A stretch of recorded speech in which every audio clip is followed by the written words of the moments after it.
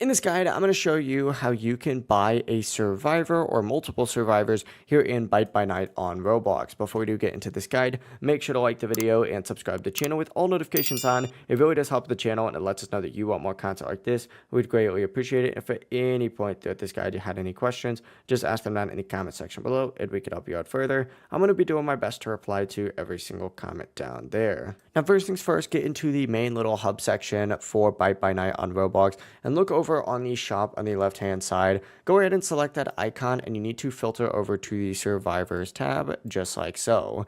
Once you're in the survivors tab, you're going to see all of these survivors that you can personally get. These are the ones that are available right now. I'm sure there'll be a lot more in the future, so just keep that in mind.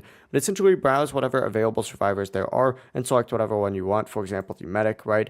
Select it, and then of course you'll have the ability to purchase it just like so. Select purchase, it'll tell you how much it costs right here and the abilities that you'll get. And once you have it purchased, you have to back out and go into your inventory. And then of course, go once again into survivors, select it and equip it from there.